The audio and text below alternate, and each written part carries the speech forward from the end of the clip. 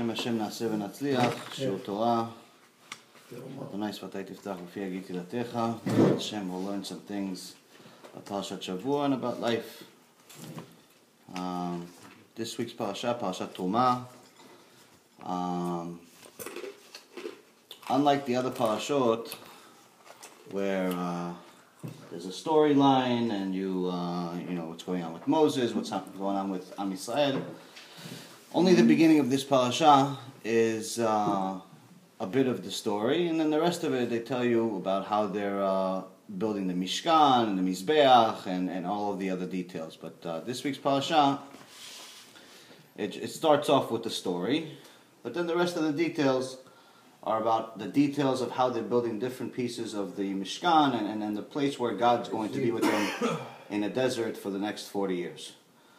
But even this parasha, I tell you guys every week that the way to know that the Torah is from Hashem, and only from Hashem, is that every parasha has proof of it being from Him, mainly by seeing that it's relevant to our life. It has to be relevant to our life today.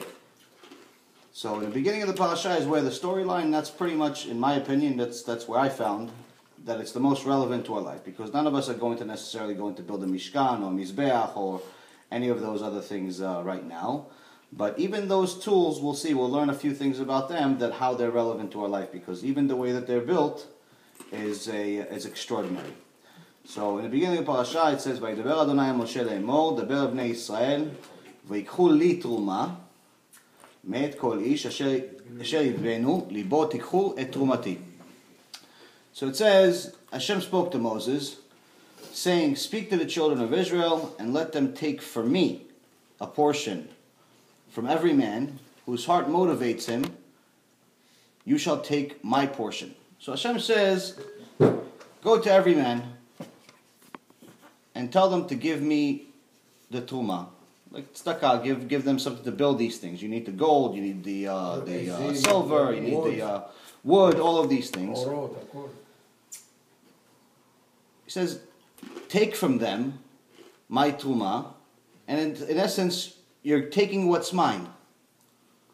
So first of all, we have to ask, when someone is giving tzedakah, he's giving tzedakah, so you shouldn't say, take from them the Terumah. You should say, get from them, ask them to give us. And on the other hand, he's also saying, tikhu et trumati, you shall take my portion. So what Hashem is telling us over here is that it's everything you really have is mine. It's not yours. I just lend it to you. You're using it in this world, but it's not really yours. It's mine. So take from them what's actually mine to build for me a Mishkan that's going to benefit you. So that's the biggest part that we have to learn in this particular parasha. That's how we learn how to deal with our business. Every one of us spends the most of our life trying to make parnasah, trying to build a house, trying to build a family, trying to buy a car, trying to build a business, and all of these things that we try to do. And what we end up spending so much time on is doing it ourselves. We're trying to figure out a way of how we can make more money. And sometimes, if somebody is not learning Torah, if someone is not really putting Hashem as a partner into their business, we actually think that it's ours, that we did it. And at the end of the day, in reality, we didn't do anything. It's all in Hashem's hands. It's 100% all in Hashem's hands. It's all really His. It's not ours. So let's say you have a guy. He says, "You know what? I'm a championship boxer. I don't work in a company that sells mufflers or sells cars or sells anything. I don't sell anything. So yes, maybe in those businesses, Hashem is getting you the customers. But no, me, I'm a professional boxer. So I work with my body. I go in the ring, I fight, I beat up the other guy, I make millions of dollars, so Hashem didn't give me anything." That's what he thinks in his mind. Another guy has a different company, a different company. He sells different goods. He sells phones or anything else that you want to sell. And he says, "Yeah, you know what? Listen, I advertise on Google, and I advertise in the newspaper and in the magazines, and I do all of I work really smart. I beat my competitors. My price is always lower, and I always make sure that my advertisement is in the middle of the street and you see it from the billboards. So it's because of my brain that the Parnassah came. Both of them are wrong. The second one that says, listen, I did all of this advertising, is saying that I did all of this advertising and therefore that's why the customers came. How is he wrong? Because the reality of it is that if Hashem wanted him to fail, all of the advertising that he can do in the world could reach no one. There could be a smarter competitor that does it a little bit better, and he can get no customers. The fact that every customer even sees his advertising, sees his products, or even wants to buy his product, is all from Hashem.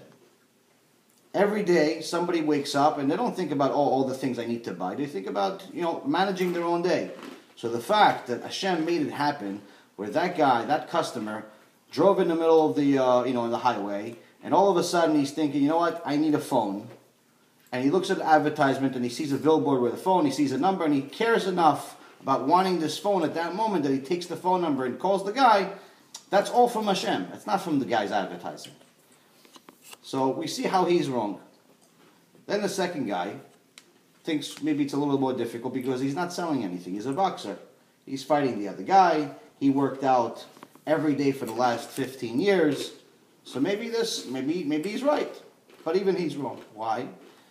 Because you have to realize that every day we wake up and our soul comes back from Shemayim into our body and we say, Modeh Ani. We thank God for bringing back our soul. And then we have a working body. Then we're able to go to the bathroom. We're able to walk. We're able to drink. We're able to eat. We're able to lift weights. We're able to talk. We're able to do all of these things. So in reality, if Hashem didn't want it to happen, it wouldn't happen. How do we know? If you look at just the human brain, we just talked about this actually yesterday. The human brain, most of it is water, but the rest of it is tissue. Now, in the old days, before modern technology, a lot of people thought that it's just one big tissue, one piece that's connected, and it's like a sponge. But then as technology advanced, we realized that it's definitely not one big tissue. What is it? It's a bunch of wires. It's a bunch of very, very, very thin wires that are connected and go over and over and over and over again that make it look like it's a tissue. tissue בדיוק? טישו זה תא? נראה לי קוראים לזה תא. תא? אוקיי. תאים. So it's not one tissue, it's all these little small veins, these wires. Where they say that the human brain has enough wires where if you can go from here, one brain can go, the wires can go from here all the way to the moon and back. A couple of times, just with one brain. Meaning that every human brain has more wiring than all of the telecom companies in the world combined. Verizon, AT&T, and whoever else is still in business these days, all of them combined, they've been working for over 100 years to try to put the wires on the ground so we have cell phone calls and home calls and all of these computers working at one time. Just one brain has more wires than all of them combined. Just one brain. Now, if somebody wants to look at one of those wires, they can't unless they put it under a microscope because each wire is 1/1000th of a hair. That's how thin it is. So you look at one of your hairs. Take one of your hairs out of your head. You see a hair. It's 1/1000th of that hair in size. That's how small it is. So what's the big deal? If that boxer wakes up one day and just he has trillions and trillions of wires in his brain, but just one tiny, tiny, tiny little wire rips. That's it. Just doesn't, just disconnects. All of a sudden, the person is necheh. He's crippled. Can't walk ever again. All of a sudden, he can't see. All of a sudden, he can't eat. All of a sudden, he's automatically dead because the blood can't flow anymore and he's completely brain dead. Just one tiny wire. We're not talking about the entire brain like you think. Sometimes, some people, they have these giant surgeries and you're thinking, wow, this is going to be very dangerous. They're going to cut off a piece of his brain and he's going to be missing a piece of his brain. We're not talking about that. We're talking about one tiny, tiny little wire. One wire in the right place disconnects, and that's it. That's all she wrote. That's the rest of the show. So that boxer, with all of his strength, and all of his training, and all of the things that he thinks he knows, in reality, the only reason he even functions as a human being for 1 second is because of Hashem. And that's one thing. So there's a good story I read that also shows us that Parnasai is from Shamayim, and I think it's probably one of the most relevant. We're going to spend a lot of time on this because it's one of the most relevant subjects in our world today, because most people spend 99% of their days worrying about Parnasah. Even more than their children, even more than their wives, even more than their anything else, they're worrying about Parnasah. When you ask somebody, listen, why are you working so much? They go, oh, listen, I need to have my kids go to yeshiva, or I need my wife to have a brand new car, or I need to get a new house that's bigger than the one that I already have. They say it's for all of these things. In reality, that's only a small reason why. The bigger reason why people want more parnasah is because they want more material. They want more stuff. We spend most of our life trying to get more stuff so we can be in a higher level, because in our mind, when there's less Torah, that means there's more material. So what ends up happening is that we end up thinking that, okay, I have so much, I have 100% of room in my brain. 90% of it is empty, because I need, only 10% of it is, full of the stuff that I have fun with. So I figure that I'm not going to learn Torah. I have to fill it up with something.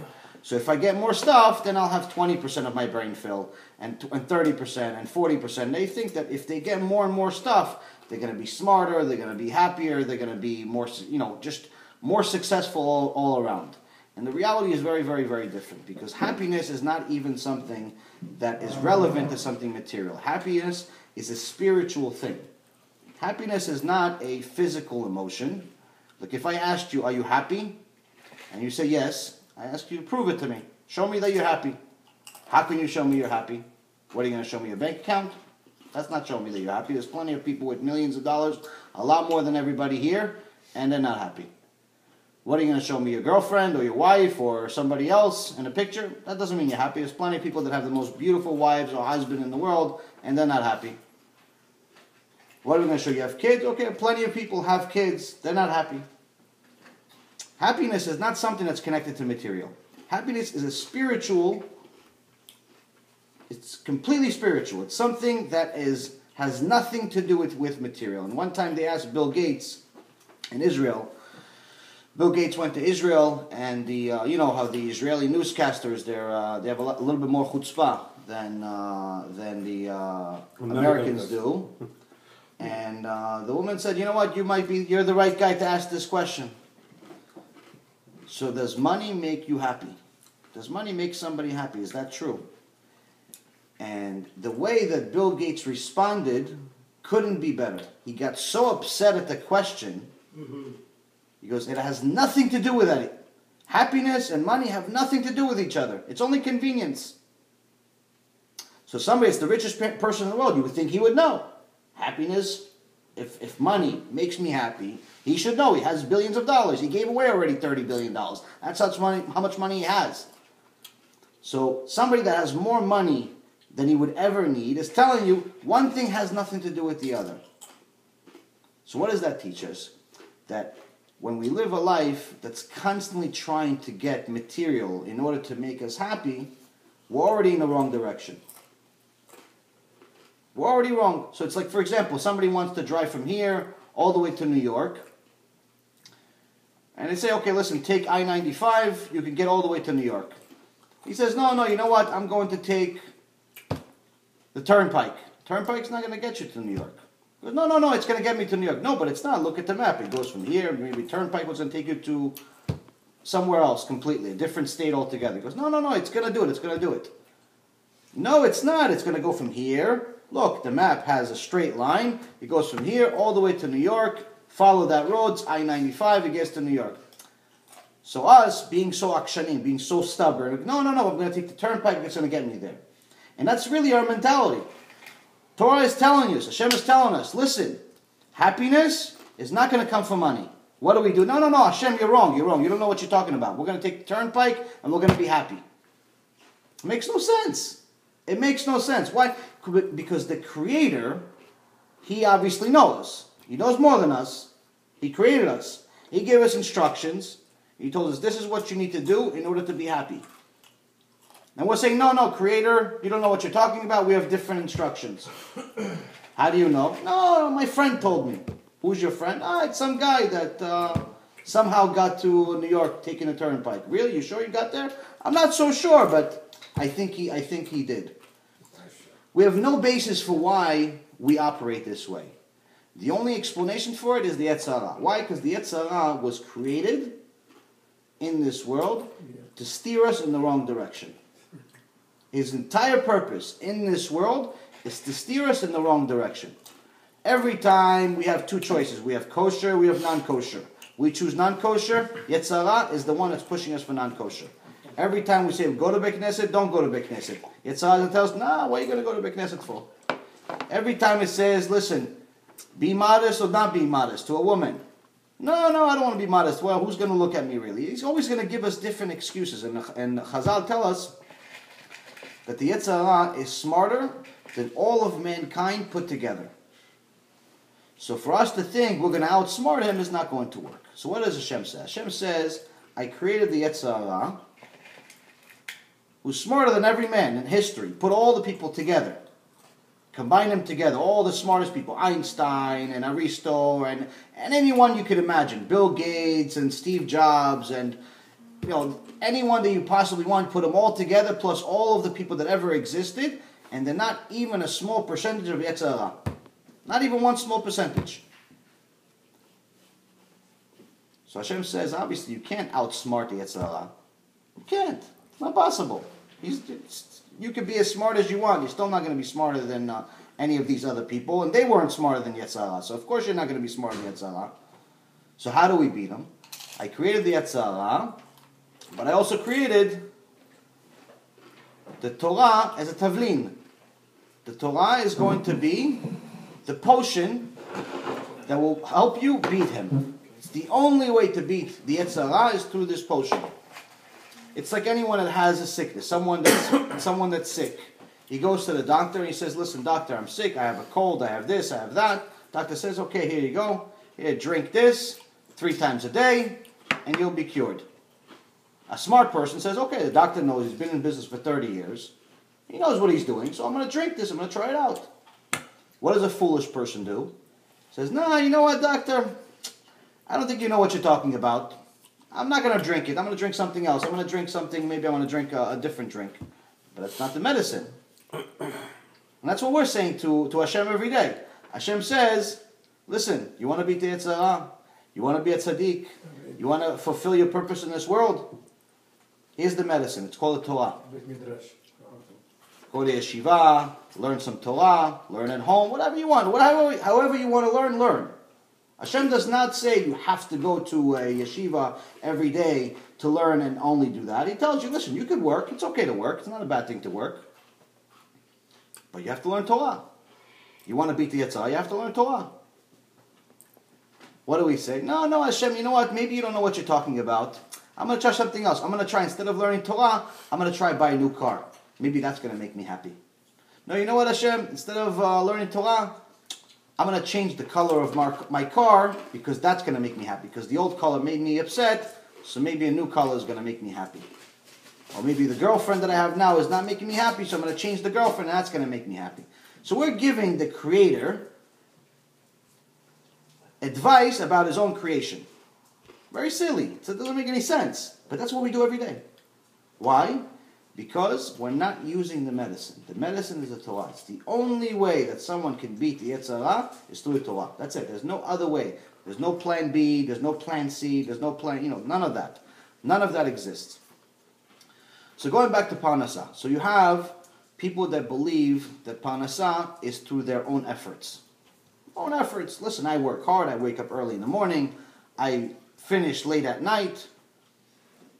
And I'm going to make more money than the guy that works less. That's logically, that's how it works. When I was very involved in the business world, that's the way my brain worked. I said, listen, I'm going to be the first one in the office and the last one in the office. So I'd leave the house at 5:30, 6 o'clock in the morning, get to the office, work till about 12 o'clock at night, go back home, get home at about 1:30 in the morning, sleep for a few hours, and go back. That was logically, that's what made sense to me. And once it started working, when I started making money, I'm like, what a chacham I am. Look, see, I worked harder than everybody else. I made money. It worked. So I figured that, you know what, if I continue this way, I'm going to continue making more and more money forever. Bill Gates should start getting worried because I'm going to have more money than him. But then Hashem said, not so smart. Not so smart. Because you weren't brought to this world to work. You weren't brought to this world to just wake up in the morning and only do work. You were brought to the world to do other things. I give you the instructions of what you need to do, and that's what I brought you to the world. So one day he decided that, you know what, you could continue working really, really hard, but see, you're going to have no results. How do you explain that? I've already been doing the same thing every day for 10 years, 9 years. Every day I'm working non-stop, making money, and then all of a sudden, it stops working. So I'm thinking that it's going to be, it's not making sense. I'm thinking that, wait a minute, I worked for 9-10 years, and it worked really, really good. If I continue working, maybe this year I didn't make money, but next year I'm going to make money again. So I try another year, but instead of making, I start losing. Imagine going to work every day, you're working 18 hours a day, and you're losing money. It's the opposite. You're pretty much saying to yourself, at the end of the day, it was better off that I didn't work at all. At least I wouldn't lose. So I said, okay, you know what? Last year I didn't make money. This year I lost money. Next year, I'm going to break even. I'm going to get back what I lost. So continue working hard. Next year comes, what happens? Lose money again. Even more money than the year before. So Hashem was talking to me and telling me, listen, your work, it's very nice. You're a hard worker. It's a very good characteristic to have. It's a very good characteristic to have, to be a hard worker. The problem is that you're spending all that work on the wrong thing. And stubbornly, it took me a while to realize it. So one time there was two people. One of them, his name was Aaron, the other one is Moshe. And both of them were in the tile business. Both of them are in Jerusalem, they're in the tile business. Aaron is very, very charutz, very dedicated to his work, wakes up at 6 o'clock in the morning, works till about 10 o'clock at night, very little time for the family or anything else. He's very busy trying to make his company become the next big thing. Moshe, not so ambitious with work. He starts work at 12 o'clock. He wakes up early in the morning. He wakes up at 6 o'clock in the morning. But from 6 o'clock he goes to shul. After shul he studies Torah. Gets to work somewhere around 12 o'clock. Works till about 4 or 5 o'clock. Goes back home. Go to Knesset again. Goes home. Learns a little bit more Torah. And spends some time with the family. Completely different life. So one day the two, they're working next door to each other. They both have tile businesses, but, like in any industry, competition is always next to each other. And there's many stories about people like that, where they think if my competition opened next door to me, he's taking my parnasah. It's completely wrong, by the way, because, again, we'll prove it from this story. So these guys, one guy's working on this side of the street, the other one is working on the other side of the street. So Moshe, the one that's religious and observant, tells Aaron, why are you breaking your head every day? Why are you working so many hours? Listen, come with me to the Bet Midrash. Learn some Torah. You enjoy your life a little bit more. Spend some more time with your family. Why are you working so much? You're still going to make this just as much money. It's all from Hashem. So Aaron tells him, what are you talking about? Hashem, what are you... Listen, I work really hard. I promise you. Next year, I'm going to make a lot more money than you. He goes, okay, settle. One day, Moshe, the righteous one, goes to this new neighborhood, and he runs into this Korean guy who's looking for different business partners, and he's also in the tile business. He's a manufacturer, and he says, yeah, listen, I have these new tiles, and I have these new tiles. I'm trying to find people that are going to sell my tiles. So Moshe says, what's the price? He tells him the price. He sees, wow, this is amazing quality tiles for half the price that I'm getting it for. He goes, yeah, I'm willing to buy. I'm willing to buy X amount of tiles. He goes, no, I can't. I have to sell you all of them. All of what he has is double of what Moshe needs. So Moshe is thinking, what can I do? What can I do? I mean, of course, Parnasai from Shamayim. Of course, Hashem would not send this Korean guy to me for no reason. But I can only afford half of what he has. So he's thinking. He goes, you know what? Maybe I should call Aaron and ask him if he wants to be partners with me. He buys it for his store, I'll buy it for my store, and that's it. Both of us are happy. So he calls Aaron, tells Aaron the details. He goes, of course, yeah, betach, yeah, buy it for me 100%. Thank you very much. I knew you were a tzaddik. All of a sudden he's his buddy again. So they buy the tiles from the Korean guy, and both stores have the exact same product, and they're both next door to each other. Moshe continues with his life, goes to the Bet Midrash, continues learning Torah every day, starts working at 12 o'clock, and makes whatever sales he can make. Aaron, same thing. Wakes up early in the morning, goes to work, dedicated to work, no Bet Midrash, no Torah, no family, no nothing. He just focused on work. One day, a pastor comes to Moshe's store,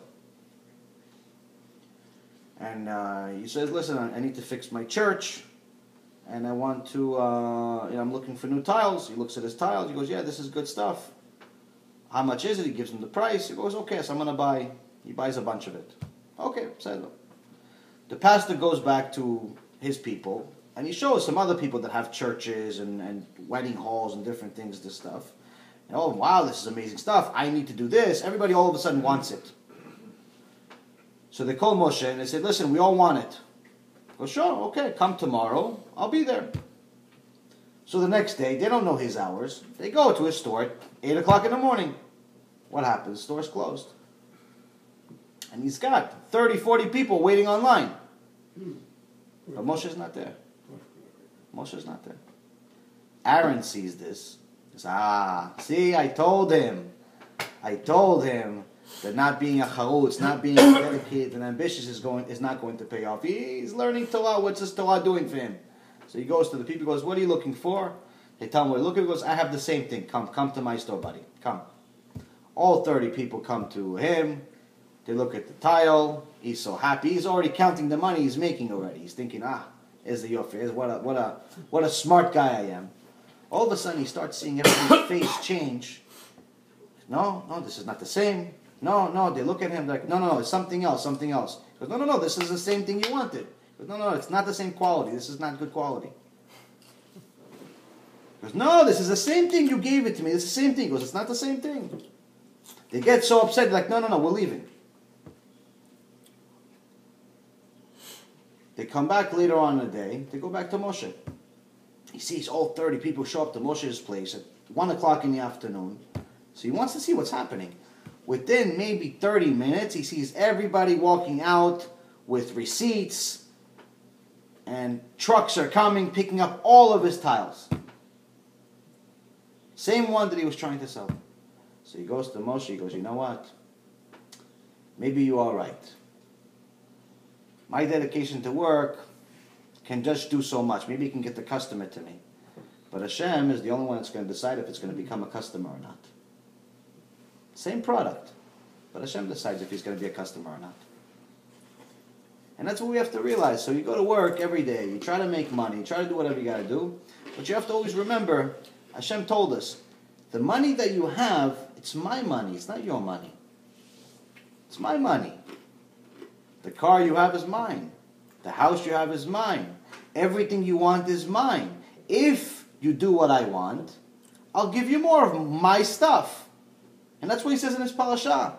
He's telling you, tell Am Yisrael to give me my stuff, to give me my Terumah. It's mine. It's not theirs. And that's what we have to realize in our life, when we go to work and we break our heads and try to work hard and harder and harder and harder. You're just wasting your time. You're wasting your life working so much if you only work and have no Hashem in your life. And sometimes you have people say, you know what, okay, yes, maybe you're right. So I go to Beit Knesset on Shabbat. I go to Beit Knesset on Shabbat. The rest of the week, I don't have so much time. Okay, what about Torah? Do you have any time for Torah? No, maybe I'll learn 5 minutes a day. Maybe I'll learn 5 minutes a week. I don't have so much time for him. I'm busy. I'm trying to work. So you think about it. So Hashem is the one that's doing all of the work.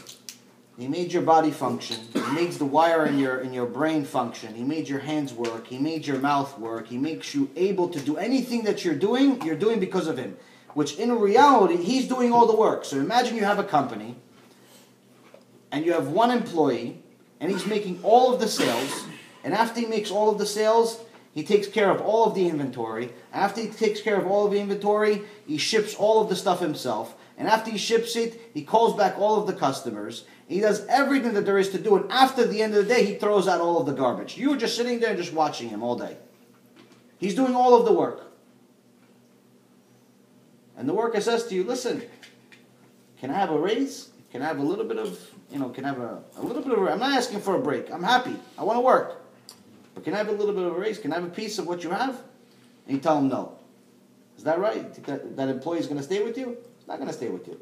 He's doing everything. He's saying he's happy he's doing it.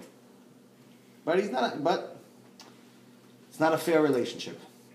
So Hashem tells us, give us a piece. Give me a piece of my stuff. So how can we give Hashem a piece of what's already his? First thing is mentally. First thing that's required is mentally. What's mentally? He needs our time every day. We have to remember every day to thank him for everything he's giving us that's his. How do we thank him? We thank him with prayers. We thank him by learning his Torah, his instructions. We thank him by operating our life in accordance to what he said to do. That's how we thank him. The second thing is we make him a business partner. How do we make Hashem a business partner? Hashem tells us that there are two parts of our income that we have to give. One of them is MaAser, which we'll go over in a second, and the other one is tzedakah. The two of them, a lot of people think it's two of the same thing. It's not. MaAser is one thing, and tzedakah is one thing. MaAser is 10%, a minimum of 10% of someone's net income needs to go towards Hashem. What do you mean Hashem? Hashem is not coming down here and taking the money from you. It's things that have to do with Hashem. Whether it's tzedakah to people that learn Torah, whether it's to people that are doing KIRUV, people that are in need, things like that. And Hashem says, I give you $10,000, and out of the $10,000 you have, let's say, $6,000 in expenses, real expenses, like your mortgage or your rent, your car, not vacations and things like that. Your net expenses that are real expenses. You have $6,000 in expenses, that means you have $4,000 left. After your real expenses, your food and everything else. Out of the $4,000, I want 10%. It's mine. The whole $10,000 is mine, he's telling you. But I only want $400 out of it. $400 gives to something that's relating to my work, which is the Torah, mitzvot, tamidim chachamim, things like that. He's telling you, the only reason I'm giving you the $10,000 is because of the $400 that I want you to give. Not because I want you to have $10,000. And this is not one of the, a lot of people think that this is a choice. Like some people say, no, you know what, I just give tzedakah, I don't do the MaAser. It's not for me, I'm not at that level yet. What they're not realizing, that this is not a question of whether you can or you can't give it. This is just like eating pig, you're not allowed to do it. Same thing with MaAser. This is just like you're not allowed to do a little things. Huh? It's like taxes. Exactly. But only difference is here you get something back. Hashem says, I give you the money so you can give it to people that need it. Let me ask you a question. Mm-hmm. This is a chidush for me. The 10% is not from the 10,000, it's only from the 4,000? It's from the net profit, yeah. 6,000, you mean? You don't, is your expenses that are real expenses. Okay, so first you have to pay yourself, that's what you mean? Well, that's, you're not paying yourself, you're living. Your basic living and everything. Right. Then the 10% from the extras. Right. Why? Because if, let's say, for example, somebody makes only 5,000, let's say, but their expenses are 5,000, Hashem is not going to tell them, listen, give $500 and be $500 in the hole because of this. So you can't not eat because you have to give Hashem. Hashem is not going to do that. So Hashem says, you have your expense. But this is, again, be very careful with expenses. Yeah.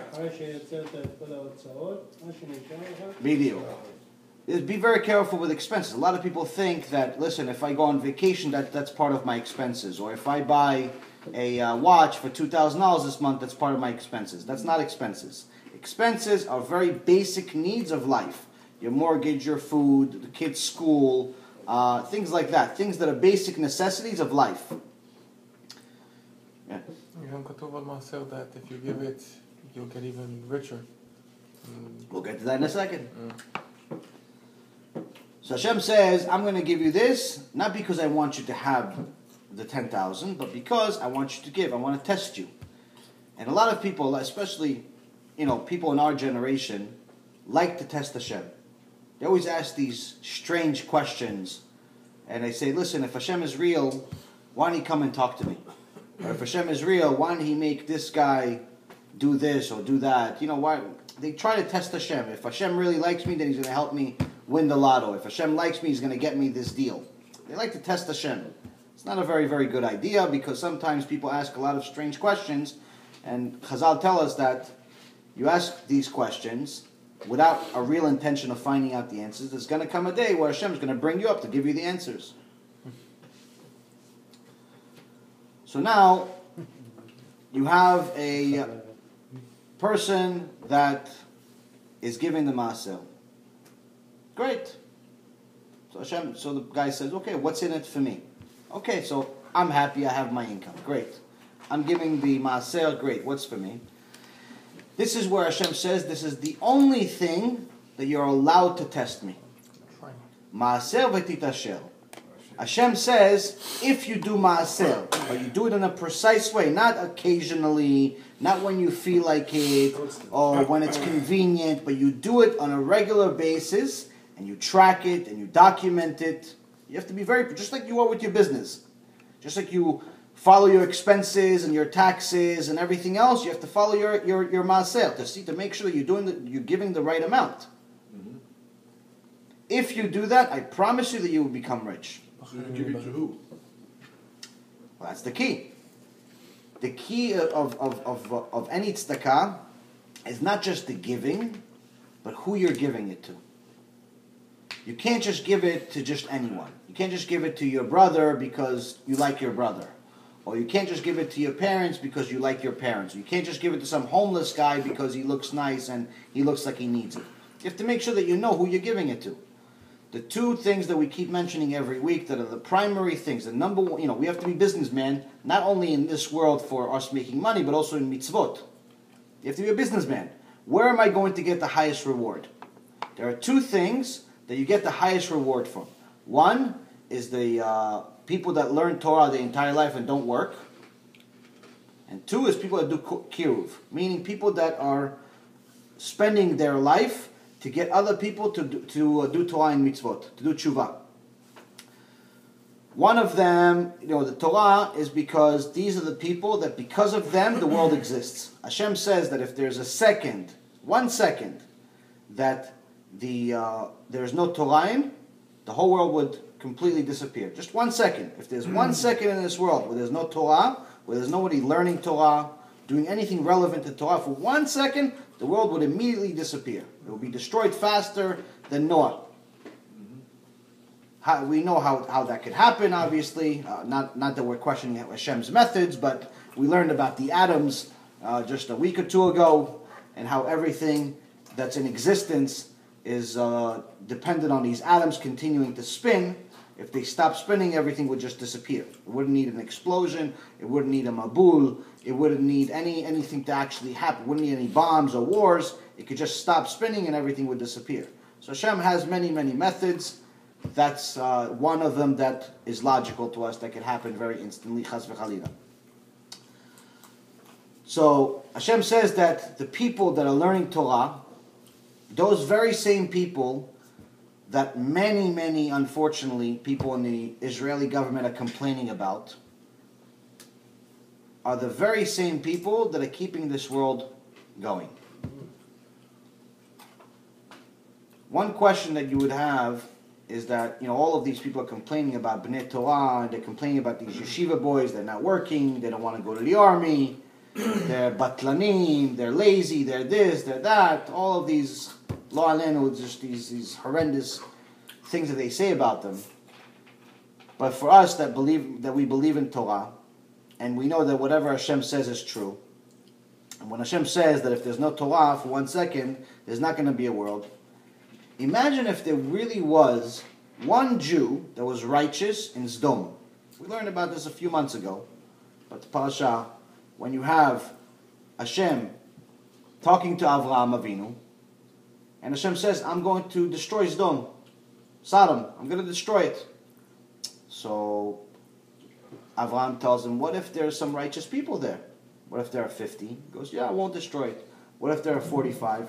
Then I won't destroy it. What if there are 40? I won't destroy it. And he keeps going down in numbers. If there was one guy that was learning Torah in Sdom, it wouldn't be destroyed. One guy. Why? Because Hashem is not going to make the righteous one suffer just because there's Rashaim around them. But if you imagine, if you have Sdom with all of these Rashaim, all of these people that are going against Torah, and they're looking at this yeshiva boy learning Gemara all day, and they say, batlan, lazy, this, all the things that they say about them, not realizing that the only reason they're alive is because of him. The only reason they're still breathing is because of him, this batlan that they call batlan. That's the same thing that's happening in our world. Same thing that's happening in Israel right now, unfortunately. But maybe between these people, there is real batlanim. And that's what they're talking about. There is real batlanim. They find out, after investigation, that these guys are not doing anything. They're really bothering the society. They don't really study. And they're really, these guys should go to the army. So it's not all in every tree, in every apple tree, there's going to be a raw apple. In every tree, in every apple tree, there's going to be a bad apple. In every tree. But the problem is that people go to this apple tree. They see these amazing yeshivot. They see all these students, and everybody's studying. And they see one guy smoking on the side, not learning. And they say, they're all like this. How do we know they're saying they're all like this? Because they're making all of them suffer. The government benefits disappeared. Not only the government benefits disappearing, or disappeared already, where they're getting nothing, where even someone that's an Arab, a terrorist, is getting more from the Israeli government than someone that's a Ben Torah. Terrorists are getting more. How do we know? One of the guys that was in the Israeli government that was convicted for doing treason, for giving information of the Israeli military to the terrorists. This is someone that belongs in jail forever. He runs away. They don't catch him. But until this day, he still gets a wire every month of his pension. So someone that's helping a terrorist kill our nation is still getting a paycheck from the Israeli government right now. That's how we know that the Arabs are getting more than the people that are dedicating their life to Torah. Why? Because they saw one guy smoking outside, or 2 guys, or 5 guys, or whatever it is, and they said, no, you know what, there's only a couple of people like this. They're all like this. The whole tree is bad. Let's cut down the whole tree. Let's cut down the whole tree. It's all bad. So that's the thing. So the problem, the reality of it is, yes, in every tree there's going to be a bad apple, 100%. But you can't make everybody suffer.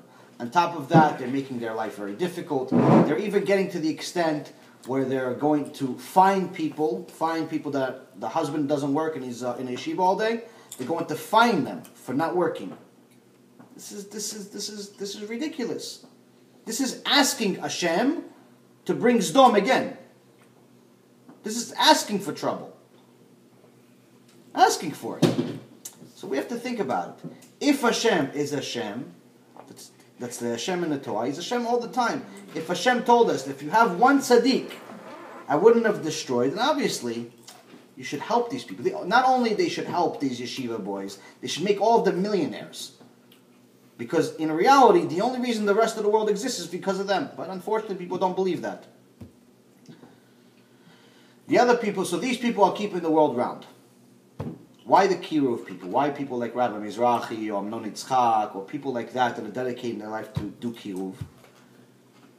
Because they, unlike a cop or a firefighter or anyone that's a soldier that's trying to save human lives in war and crime and things like that, someone that's a rabbi that's trying to make people do tshuva is saving a soul.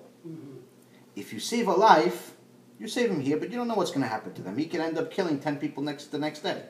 So in reality, it was a bad save. If you, let's say for example, if somebody was going to say, listen, this baby, I think we should kill this baby because he's sick, he's not good, he's this, I think we should just let it die. And a smart doctor comes, no, I'll take care of him. I'm going to save his life. And that baby becomes Hitler. Did he do good or did he do bad? It's questionable, right? Same thing we had in one of the parashot a couple of weeks ago. Moshe Rabbeinu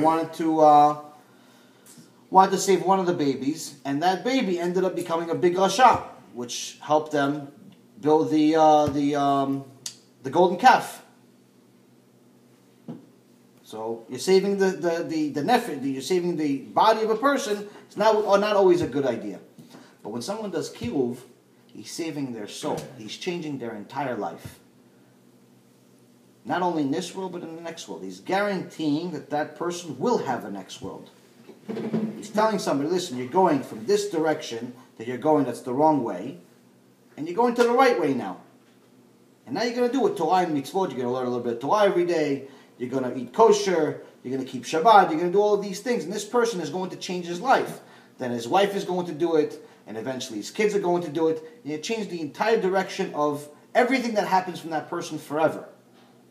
That's someone that's saving a soul. And obviously that's somebody very, very special. So that's why those are the two most important things to give tzedakah to. Because they actually are things that have significant results.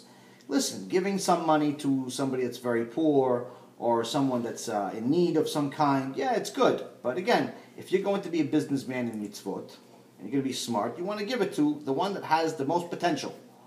If I give it to the Knesset, for example, the Knesset's going to get another Sefer Torah, great, they have another Sefer Torah. Somebody reads it every week, you get a mitzvah every time they read it. But if I help this rabbi that's doing KIRUV, and he helps even one person turn into somebody that's religious, every mitzvah that he does goes into your account also. One into his account, one into your account. On top of that, every mitzvah that his kids have, the kids have mitzvah, and you have a mitzvah. Everything that comes out of him, you get one. And that's why they say, someone that helps somebody do KIRUV, they end up getting even more than the person that's doing it. So, if we think about it logically, okay, I have one option is to do a mitzvah and let's say put a plaque on the Bet Knesset or I don't know, buy some aliyah or something like that. Great, it's a nice mitzvah. It's not a bad thing. But and I could get a mitzvah for that day or maybe once a week or let's say I'll get 100 of them every year. But another chance, I have an opportunity to maybe get thousands of mitzvot every day. It's not even close. So Hashem tells us, listen, if you want to test me, you're allowed to test me with MaAser. If you give the 10%, I guarantee that you will be richer. But he doesn't tell you when. Why doesn't he tell you when? Because if he told us when, then it would eliminate our free choice. If every time somebody gave MaAser, if every time somebody gave 10% of their money to somebody, and automatically they became rich, then you'd have even the biggest terrorists in the world standing by rabbis and giving them 10% every 10 minutes because they're thinking it works. So obviously this can't work that way. So Hashem is going to test you. There's a famous story of one time there was two guys that were both very successful. One guy had I think something like a $50 million business, and the other guy had about a $7 million business.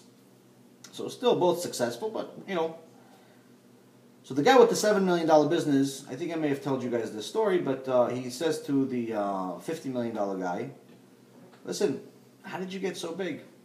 I need to know your secret. I mean, I built it, I worked for 30 years, I got it to a $7 million business, but I really want to get to 50, but I can't do it. Because my secret is that I give MaAser. Because what's MaAser? MaAser is I give 10% of my income every year, and Hashem made me rich. Okay, he goes, okay, so I'm going to start doing it. So the first year, he said, okay, so I made $7 million. I'm going to give, in profit, I'm going to give 10%. So he gives $700,000. The next year, he sees it didn't go up from $7 million. It actually went down to $6.8 million. He says, oh, if it's going down this way, the economy is tough right now. Maybe next year, again, it's going to go down to maybe $6 million. So I'm only going to give $600,000. Yeah, I'm going to be smart. I don't want to give too much. So he gives $600,000, and he sees that he was right. The business went down to $6 million. So $600,000 was right. He says, you know what, times are tough now. Maybe next year it's going to be only $5 million. If it gets to $6 million again, I'll give the extra. If it gets to $7 million, I'll give the extra. But now I know it's going to be maybe $5 million, so I'm going to give $500,000. And he was right again. It went down to $5 million. And the next year again, he says, you know what, I'm going to do $400,000. And it went to $4 million. And again and again and again, all the way down to when his business became a $500,000 business. So at that point, he goes back to the rich guy. He goes, I lost my whole business listening to your advice. What advice did you give me? He goes, well, what did you do? And he tells him what he did. He goes, you made a mistake. He goes, well, what mistake did I make? I gave all this money. He goes, yeah, but you started using your own logic. You were saying that if you make this money, you're going to give extra. But if not, then, you're going to give what you're going to give. So what you ended up doing is that you didn't trust Hashem to give you. You made him a partner, but you told the partner that you don't trust him. So Hashem said, okay, you want to give $500,000? Okay, so I'll give you $5 million. You want to give $400,000? I'll give you $4 million. If you would have trusted Hashem and given the right amount, your business would have done the exact opposite. So he started doing the opposite, and it grew back. So a long, long time. But again, the key is with MaAser and with tzedakah in general, it's to make it something that we track.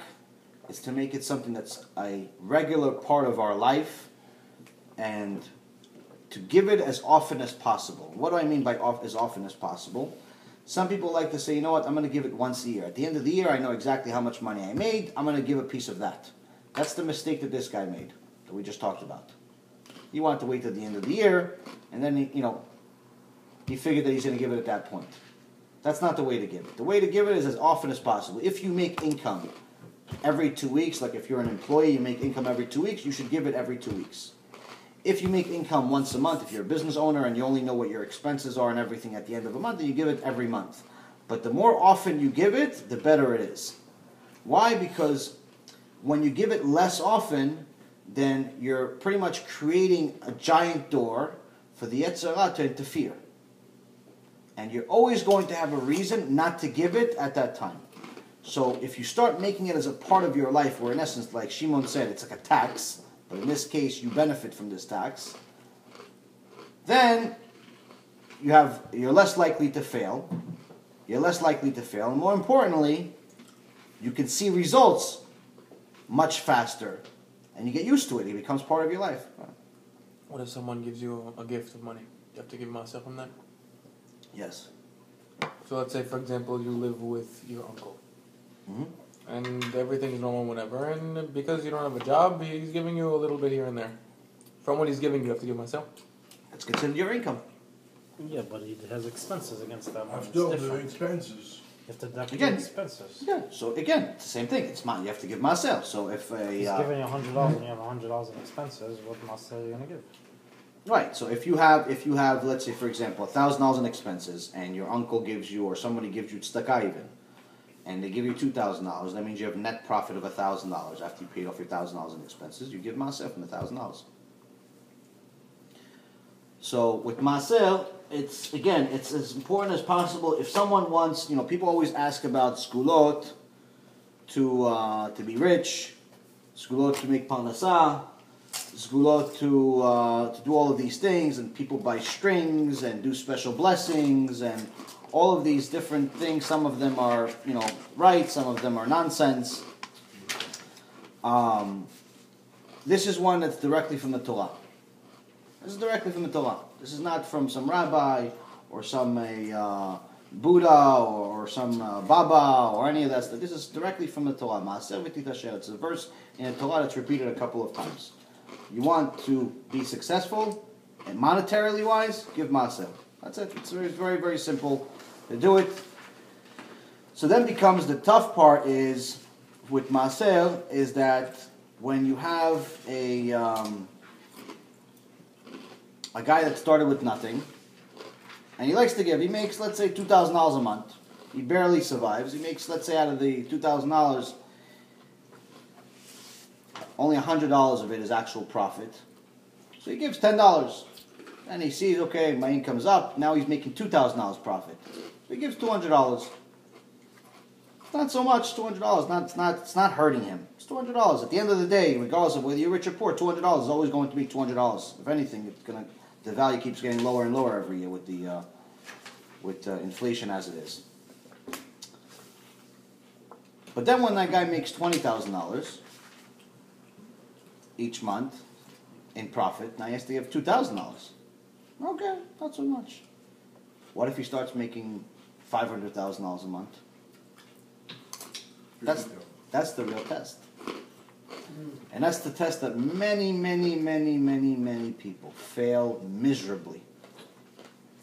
Miserably. Why? Because they think that with every dollar they made, the IQ went up also. They're smarter, they're better looking, everybody likes them now all of a sudden, they have a lot more friends. What are these, everybody around them that's not as successful as them is no longer their friend as much. And unfortunately, the difficulty of pride becomes a very, very big new test that they didn't have when they were only making $2,000. So when it comes to that, that's when somebody has the potential to lose everything. And knowing that from life and seeing that, it's something that's really, really extraordinary, because what happens is that when you make a lot of money, you get to a point where you don't think that you will ever lose. Just like when somebody is completely broke or miserable, they think the misery is never going to end. That's our mentality. Our mentality is always extreme. As human beings, we're always going to think if we're depressed because things are bad, they're always going to be bad. And if they're good, they're always going to be good. So somebody that's making $1 million thinks, well, I have to give $100,000. $100,000 is a lot of money. It's a lot of money. But they're not realizing that the $1 million was not given to them because Hashem wants them to have $1 million. He gave them the $1 million because the $100,000 needs to go to the right places. So when you have somebody that has $1 million and doesn't give, and he only uses $200,000-$300,000 for himself to live his luxurious life, and he put the $700,000 into investments, Hashem gives him a test. He fails it. 1 year, 2 years. Hashem says, okay, you know what? So really, in reality, you only need $200,000. The $1 million you don't really need because you're not using it for the right thing. So I'm going to take $700,000. So now the guy's down from $1 million to $200,000 or $300,000. So then he looks up to Shemaim and he says, why did you do this to me, Hashem? I go to Beit Knesset, I keep Shabbat, I keep kosher. What did you want?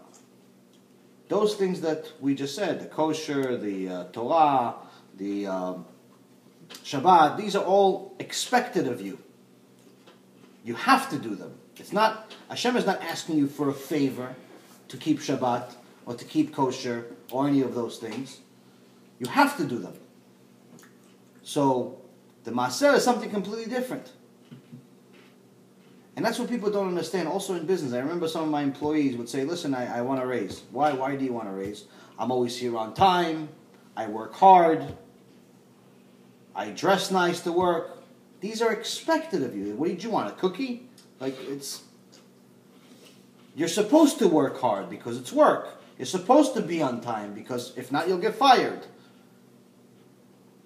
You're supposed to look nice so you get customers. You don't get a reward for that just for doing that. Yes, we acknowledge it. It's great.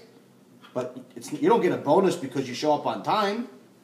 Your customer's not going to pay you more money because you showed up on time. Same thing with this. You can't tell Hashem, listen, I kept Shabbat, I kept kosher, I kept this, give me all this money. No, that's something different. You have to do those things. With MaAser, it's something different. You give MaAser, Hashem says you will be rich. When? He will dictate when. Whether it's today, next year, 10 years from now, 20 years from now, that will happen. Hashem does not fail us. And He will test you. If you pass, you'll stay rich. If you fail, you'll have a very, very miserable experience. And I'm not promising you, or cursing anyone to do something like that, chas v'chalila, but I'm telling you from experience, and it's something that's really, really extraordinary of how it works, because if I didn't see it with my own eyes, I would never believe it. So this is something that Hashem tells us to really pay attention to. Second thing is, as far as tzedakah. Tzedakah is something completely different. Tzedakah, every person, even someone that's homeless, is obligated to give tzedakah per year, to give pruta. Every person has to give tzedakah. Even someone that's homeless has to give tzedakah, but something that they're able to give. With MaAser, you're able to give 10%, but you can give even more if you want. With tzedakah, there's a minimum that you have to give, but in essence, there is no maximum if there are certain conditions that are met. For example, someone that has, someone can't make themselves homeless by giving tzedakah, but at the same token, someone that has $100 million could very easily give $90 million away. Even though it's 90% of his asset, he's still going to be rich. Whereas someone that has $10,000 should not give and is not allowed to give $9,000 of his money to tzedakah because it doesn't make any sense. He doesn't have much. So there are limitations, and obviously anytime somebody's at that point where they're able to give tzedakah and things like that, they should always consult with a rabbi to make sure that they're doing the right thing. But tzedakah you have to give also every year. But it's not like MaAser where it's part of the income. Tzedakah is above and beyond income. Even if you don't have much of a net income, you still need to give a certain amount. So Hashem is telling us here, all of what you have is mine. If you give it, you will receive more than me. So what does it mean that when Chazal tell us that when you give tzedakah, you're actually benefiting more than the guy that you gave it to? How could it be? I took money out of my pocket, I gave it to him, he benefited. Yeah, okay, I got a mitzvah, but he benefited too. What was the question? Chazal teaches us that when you give tzedakah to someone, You're better than the other one? you get more than he does. Of course. Question is, but again, maybe it's the same. He got money though. So he got money. Okay, I got a mitzvah. But why isn't it the same? Because you rather be in the side of the giver than the side of the giving. 100%. But still, why? But the question is, if I gave him money, I gave him $10, tzedakah, helped him out. He benefited. He was able to buy lunch. I got a mitzvah. He got $10. So at least we should be the same. He benefited and I benefited. Why does Chazal teach us that we both benefited the same? Or actually, that I benefited more than him, that we didn't benefit the same. It has to do also with the fact that you can initiate. When you're giving, you initiate. Mm-hmm. But when you get it, you're passive. Okay. So it's not up to you when you get it. But Right. when you give, it's up to you. The answer is you're in the right direction. The answer is that when you give someone tzedakah, you're getting a mitzvah. No questions asked. It's a mitzvah. The person that's getting it is receiving the money. Great, he's benefiting. But again, since we go back and we realize Parnasai is from Shamayim, that means that if you didn't give it to him, he would have gotten it anyway from somewhere else. Meaning that Hashem only used you as a vessel, as a tool, to give it to this guy. You had an opportunity to give it to him. You chose to give it to him, good. If you chose not to give it to him, Hashem will very easily use a different tool to give it to him. He could find the money on the floor, a different person can give it to him. There's a million other ways that Hashem can find to give him the money, because Parnasai is from Shamayim. So the fact that you gave it to him, you really benefited. He was getting it anyway. He was destined to get that money anyway. Right. So in reality, you're the one that benefited much more. He was going to get it anyway. And that's what we have to realize, that when we give someone that's in need money, in reality, if we really thought like Chazal, if we really thought like the Torah says, we should say thank you. Not the guy. Not the guy that's giving him $1 or $10 or $100 or $1 million. We should say thank you. They're used to saying, a lot of people like to give tzedakah, like, hey, here you go, and they give the guy a little extra, they give him $20, and they expect the guy to be, oh, wow, amazing, thank you so much. And sometimes the guy doesn't say thank you, and they're like, I'm not going to give that guy anymore. In reality, we should say thank you, not him. Because we benefited much more than him. He was going to get it anyway. And that's the thing. The problem with this generation is that you have a lot of people that try to do certain things, but they try to do things that the Torah says, but they do it by using their own logic. They say, yes, okay, the Torah says to give tzedakah, okay, great, so I'm going to bid for this tefillah, and I'm going to tell everybody in the Beit Knesset that I'm going to donate $10,000 to Aliyah for Parnasah. So everybody knows that I gave. Unfortunately, when you do something like that, it's good, you get a mitzvah. There's no question about it, it's a mitzvah. But the reward for it, you already got, at that moment, 90% of it. Why? Because since everyone knows that you gave the $10,000, they're all going to respect you. So all of that extra kavod that you're getting from everyone, that's already 90% of your reward. So you're going to get something in Olam Haba, B'ezrat Hashem, you're going to get something. But if you want to get 100% of the award, you give it anonymously.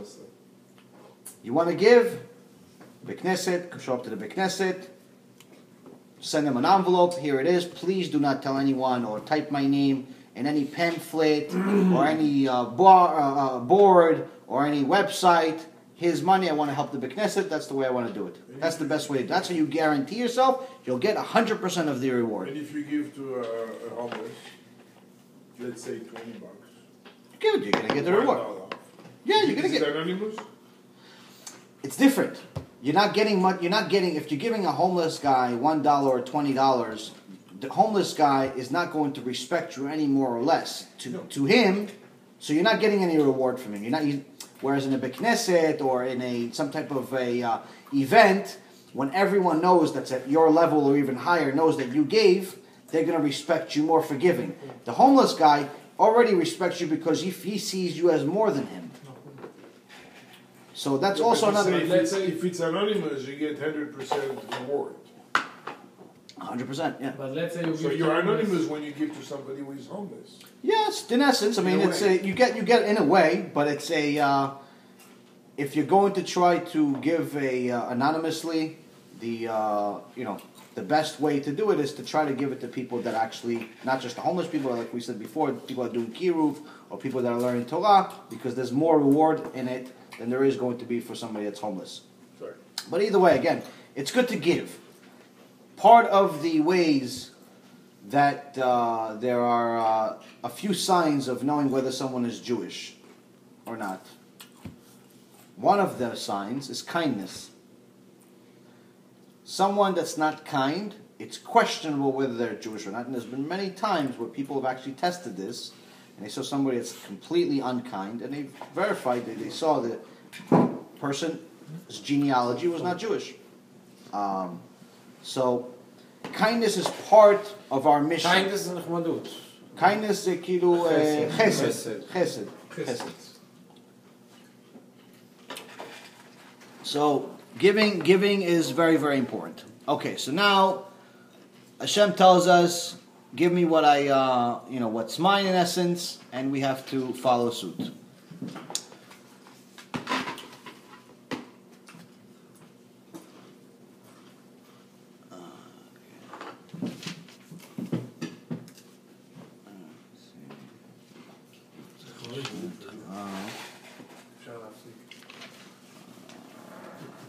Okay. The very next quote, it says, "V'zot terumah asher tikchu mi'itam, zav, v'kesef, u'nchoshet." So Hashem says, this is the portion, the terumah. There's no real good word for terumah in English. This is the portion that you shall take from them: gold, silver, and copper, and turquoise, and purple, scarlet wool, and linen, and goat hair. Okay, settled. And a few other things, but the three key things are gold, silver, and copper. Why in that order? Why don't he say copper, silver, gold, copper, silver? And this is what Chazal teach us about the Hebrew language is very, very special. It's the only language that's directly from the Creator and not from human beings. So, Zav, the Rashi Tavot, if you use each word, each letter, as a word of its own, Zav is Ze Anoten Bari. The one that gives is healthy. Zav, someone who gives without being asked, in essence. Someone who gives with the full heart. Someone who gives anonymously. Someone who's not giving in order to get something in return. Someone is giving purely for the sake of giving. Hashem says this is the highest level of tzedakah, and this guarantees that this person will be healthy. This person will have health. And this is a person that is giving when everything is well. Everything is fine, regardless of what's happening. He's giving without any conditions. He's not giving because somebody's going to give him. He's going to put his name in a weekly newsletter or a website, or because people are going to give him respect. He's giving because he wants to give. That's the highest level of giving. Kesef, ksheroe sakana poteach. When he's kesef, the three letters, when he sees danger, he opens, meaning he opens his pocket. So when someone gets a little ill, someone gets sick, he says, you know what? Or someone loses a little bit of money or a lot of money in the business. He says, before it gets too bad, let me give some tzedakah before it's too late. I don't want to die. I don't want to lose my business. So let me start giving some tzedakah. Maybe Hashem's going to help me. It's also a good level of giving, but it's not like Zav. It's not like the high. You're not giving with a condition. Here you're giving with a condition. You're seeing something's wrong, and you're saying, okay, Hashem, I got you. I understand the message. I need to give. Let me give. I have X amount of money. I have $50,000 saved over here, but this money is not worth anything to me if I'm dead. So, before you kill me, Hashem, or before you take my business away, let me give some money. So that person... זה הנותן בריא. זה הנותן בריא. וכסף זה כשרואה סכנה פותח. So he opens his wallet finally. When they asked him to give, when everything was fine, he didn't want to give. But when he saw that there's danger, he opened his wallet. Okay. נחושת, נתינת חולה שאומר תנו. One who gives when it's already too late. Meaning, this is a guy that's already in his deathbed. The business is a week from being shut down. What? נתינת חולה שאומר תנו. I'll give it to you after, you can write it down. So this is a person that's giving already, but it's already too late. He's already on his deathbed. The doctor said, Habibi, you have a week to live. Then all of a sudden, oh no, give the millions, give tzedakah, bring the rabbis here, my friends. What friends? You've been cursing them for 20 years. No, bring them, they're my friends, I'll give them all 100 million I have, I'll give them 99. He still wants to keep $1 million for some reason. No, give it to the school, give it to this, give it to my ex-wife who I didn't want to give her anything. Give. Why? Because he thinks that if he's going to give it now, it's going to save his life. He's not giving it because he really wants to give it. He's giving it at a point where he's thinking this is my last option. He's a week from bankruptcy, but now he wants to give all of a sudden. That's not a good way. Hashem's telling us, don't wait till it's too late. Don't wait until you're a week from shutting down your business. Don't wait until the doctor tells you, listen, you got a week to live. Don't be so, akshan. Give full heart. I promise you, I'll give you back. If you trust Hashem, you'll give. If you don't trust Hashem, unfortunately, it becomes a problem. Another thing that's interesting about those three words, this is, all of this I learned from Rabbi Ephraim Kachlan, my cousin. It's extraordinary stuff. The word Zav appears in the Torah 245 times. Isn't that... No. What's the question? Nothing. Zahav 240 times. 245 times. That's a lot. המילה זהב. I thought the Gematria added that. כמה זמן? Gematria is 257. 245. אז מה זה אומר? לא, למה זה אומר שזה גימטריה או משהו? יש מם. Yes. Okay. No, יש מם hey. Another word that's 245 times. That has the 245 is Desh Mem Hey, which equals Tolaim. Tolaim. למה... מה הקשר? 245 and 245. Yeah. The value of... אבל מה הקשר של זהב לתולעים? That's the point that we're trying to learn. Oh, sorry. That someone that has a lot of zav should not show off too much about all the zav that he has, all the gold that he has, because he has to remember that at the end of his life, what's going to happen to him? He's going to die, and the worms are going to eat him. He's going to be just like anybody else. There was one time a story with a old man, rich, and he wrote in his will,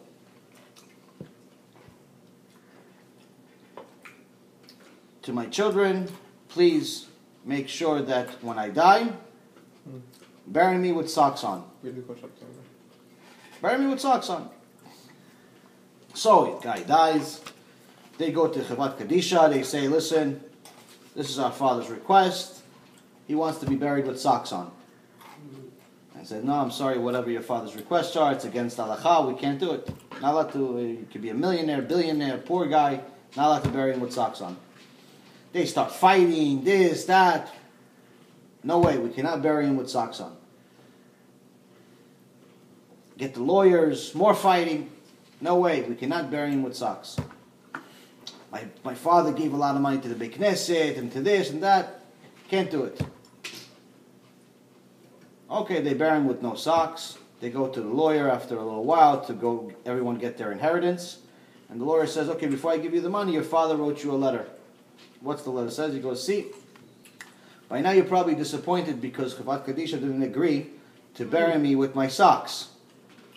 And everybody's like, yeah, how did he know? And he says, well, you see, guys, I worked my whole life to make all of those millions, but even my socks they wouldn't give me. So, the key is for us to realize, again, no one is saying that everybody has to live in poverty and be miserable or anything like that. But we have to realize, why are we here in this world? What is our purpose in this world? And that's something that's very, very key. By the way, the gematria of zav, the value, the numerical value of the word zav, is 2, 5, and 7, which is 14. Okay? 14 is also the gematria of yad, hand. So someone who has a lot of zav should give. That's one of the things we learn from it also. So it's another lot of amazing things that we learn from the word zav. Another thing we learned from zav is that when they built the aron, the ark, Hashem tells us in this parasha that the outside of the ark should be gold, the middle part should be wood, and the inside should be gold. Rashi explains it that it was three different boxes. One box going into another in a precise way, so it looked like it was, in essence, one box. So what does all that gold and wood remind us? Chazal explained to us that a person should be like gold on the outside, look good, represent Hashem in a positive way. Don't walk around like with stains on your shirts and all messed up. You have to, as a Jew, you are a representative of Hashem. Look the part. Inside, all the way inside, you have to have a lot of Torah in you. That's what the zav is, all the way inside. So the root of someone has to be good. The middle part is, remember, even though you look good on the outside and you are very good on the inside, be very humble. Just like wood. Be humble. Be a regular person. Don't be big pride, mashvitz, trying to get kavod every 5 minutes. Oh, I gave this. Oh, I did this. Oh, you don't know about me. I'm such a big tzaddik. I learn Torah all day. I do this. I do that. Relax. At the end of the times, you'll get what you need. Don't worry about it. You don't need to show off anything that you do. If you give tzedakah, if you learn Torah, if anything that you do, good. Hashem knows. No one else needs to know. You don't need to publicize your life to the world and tell them what you're learning, what you're giving. Hashem knows. That's enough. Because the more you tell other people, the less benefit you'll end up getting out of it. In essence, actually what you're doing, the more you tell other people, you're actually bringing bad on yourself. Not only are you losing a big part of the reward, but you're also creating ayin hara. Ayin hara is so dangerous. We're going to talk about it in a lot more another time. But ayin hara is so dangerous that even someone's own mother can give them ayin hara. Wow. Even someone's own mother. Who loves their boy or daughter more than their own mother? Who? No one. Even the father can't love a son or a daughter as much as the mother. Why? Because the son or the daughter, the child, is a part of the mother. It's both a spiritual and a physical connection. So when Chazal tell us that even the mother can give a boy or a girl ayin hara, you know how this is something that we have to take into account. We're not saying that obviously our mothers are doing it, our mothers love us. But again, the important part here is that we have to realize we don't need to necessarily tell everybody our business and what we're doing all the time. Hashem knows, that's enough. That's enough. No need to publicize our good deeds. If He knows, that's already more than enough. Rubbing it in. Yeah. Something that's interesting about this thing, we're not necessarily going to learn that much from it, but it's interesting of how modern society takes different parts of the Torah and makes it their own. If you remember, a few weeks ago we learned about Moshe Rabbeinu and the story of the shaft, the stick, and how he got it, where it was in the middle of the field of Vitor's land, and he took it out. But people took that story and turned it into this Arthur. The Arthur took the sword out of the rock, and that became a popular book that was sold over the years. In this case, there's also something. It's the KIRUVim. The KIRUVim were these two angels that they put on the ark, on the Aron HaKodesh. Well, Hashem specifically told them to put it on there and also put it on different places. But it was two angels with baby faces. One was a boy, one was a girl. And they symbolize several different things. But the point is that those are the same things that they use for the angel for this recent Goyish holiday for Valentine, right? Valentine. So it's the same thing. They just the Goyim took that one of those angels and made it as if it's the love angel, Cupid. Yeah, there you go. Right. So they take parts of our Torah and make it their own. This is just another one of them. I like seeing that stuff a lot personally because it shows that anything of any good in this world has to come from the Torah.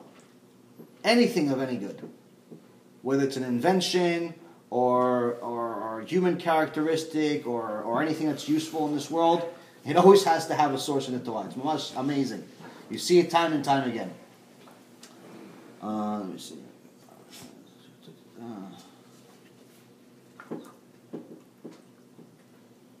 We're almost done.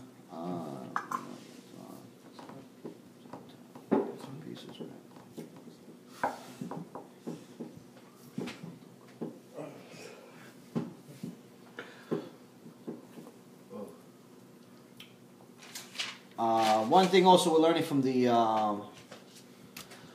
menorah that they're building, or they build in this parasha, it's all made of gold, which is a couple of thousand ounces of gold. In today's age, it would be worth millions of dollars. And it's all one piece. It's all one gush. It's not like today they build something, they have one piece here, they screw them together. Here, Hashem specifically telling us, you shall hammer from it, meaning that it shall be hammered from it, meaning you should take one big nugget, in essence, and hammer it out to become one piece of gold. And if you ever have an opportunity to go to Jerusalem, they have an exhibit in Jerusalem that shows different things that were parts of the Bet Mikdash. They're replicas, obviously, they're not the real ones. And it shows that the thing is huge. And they give you one of the pieces to pick up, a small piece, and it's really, really, really heavy. It was over 10 feet tall. It was huge, yes. It's a couple of thousand ounces. They estimate it to be something close to 3,000 ounces of gold. So you could do the math. כמה זה צריך להיות בקילוגרם? נראה לי 2 טון, משהו כזה. 2 טון. כמה? אתה רוצה כמה זה אאונס זה גרם? But anyway, the point is, what do we learn from this? What do we learn from this, everything being one piece? Is that unlike modern society that tells you that the church and the state have to be separate, meaning that someone's religion and someone's regular life or someone's business have to be separate. Where if you're religious, you're religious. If you're doing business, you're doing business. But the two parts have nothing to do with each other. In Judaism, it's the exact opposite. In Judaism, everything is part of the same. The first question that someone is asked when they go to Shamayim after Ma'avei Eslim is, how did you conduct your business affairs? How did you conduct your business affairs? Why not? Did you do any mitzvot? Did you go to Beit Knesset? Did you do tefillin? How did you conduct your business affairs? Because Chazal teach us that you can learn more about a person's righteousness through how they do business. More so than how they go to Beit Knesset. Because someone that goes to Beit Knesset, they can always pretend. Nobody else cares if they're tzaddik, not tzaddik. It's not really that much of a big deal. If it's not what they're doing for a living, if they're just showing up to Beit Knesset, everyone can make pretend like they're really praying hard. And no one's going to know the difference. No one cares enough to know the difference. But if they're doing good, they're not doing good, it won't affect anyone's life. But in business, if someone's dishonest, then you're going to see it. You're going to see them overcharging customers, stealing from customers, stealing from partners, and so on. So, in Judaism, unlike anything else in the world, everything that you do in your life has to have something to do with Hashem and the Torah. From the minute that you wake up to the minute that you go back to sleep, everything has to have some relationship with Hashem. That's how you know it's good. If there are parts of your life that have no Hashem in it, that means there's going to be something wrong there, 100% of the time. You could think for yourself, logically, what do you mean? This is what I do. Maybe it doesn't necessarily need to be this way. If I go out to dinner, with my wife or my girlfriend, why does that have to do with Hashem? That has a lot to do with Hashem. The food you pick has to do with Hashem. מה זה? 85,000? 409. מה? גרם. גרם, לא, זה קילוגרם. So it's 8 tons. זה חצי קילו. תעשה חלקי 1,000. או בסדר, משהו של חצי גרם. קילו, חצי קילו. I think it's like a couple. I think it's like 2 tons. לא, That's my, 500 גרם. חבר'ה, הוא מדבר, ואתם... it's fine. It's fine. No, we're talking about... It's a whatever it is. None of us own it, so it's okay. It's not. We're not going to make money from it, guys. It's fine. So the key here is that we need to make sure that every part of our life has to do something with it. Another thing that people always ask me is different, skulot or things for parnasa. Not just me, anybody. People are always looking for ways to make parnasa. Parnasa is a constant difficulty in this world. Even the people that make a lot of money are having a difficult time. And a perfect example happened to me yesterday. A guy that I know for a long time in the investment business. And I remember, the guy, notorious, he's just very, very smart guy, but likes to complain a lot. Complained nonstop. So a few years ago, maybe like 2 years ago, I remember, and he told me, he has like a $5 million business, and it's tough to grow it, I really hope that it's gonna, always talking like he was making it as if he's barely surviving. So this is a couple of years ago, it's maybe 2 years ago, 3 years ago, something like that. Barely surviving with this $5 million business. So look, I haven't talked to him in a while. Yesterday I talked to him, nice guy. And beginning a conversation, he's telling me, the fund business is really difficult. It's really, really tough to grow it. My fund grew a little bit, but it's still very, very, very tough. Oh, where are you at now? I didn't really ask. He told me, he volunteered. But the point is that we're at 25 million. We're at 25 million. So went from 5 million to 25 million, but he's complaining more today than he did 2 years ago. And this is exactly what Chazal said. Why? When he had 5 million, he was complaining because he was hoping to get to 10. So he was missing 5 million in his mind. Now that he's at 25 million, he's like, I don't know, I'm going to get it to 100. So now in his mind, he's missing 75. He feels less rich now than he did when he had 5 million. And that's how all human minds without Torah work. You give someone 100, they're going to want 200. You give someone 200, then we're going to want 400. You give them 400, they're going to want 800. So in reality, the more someone has, if they're lacking Torah, the more they're going to feel like they're missing. So then you ask somebody, who's really richer? The guy that's making $50,000, $60,000 a year, or the guy that's making $1 million a year? It's all based on their mind. It's all based on there. It's all mental. It's not has nothing to do with how much money you have in your bank account. So it's really amazing. So now going back to Parnasa, there are a few things that are very very good for Parnasa. One of them is Birkat HaMazon. Birkat HaMazon is one of the it's the key blessing that is from the Torah itself. Deoraita. It's not the Rabbanan like all other blessings, it's Deoraita. Anytime you say Poteach et Yadecha, that's in essence, there are things that we learned from Rabbi Mansour a few weeks ago. It's very, very important. Not necessarily just for those 3 symbols, but for the entire Birkat HaMazon, because when you're saying Birkat HaMazon, you're thanking Hashem. Number one, you're thanking Him for everything He's given you to eat.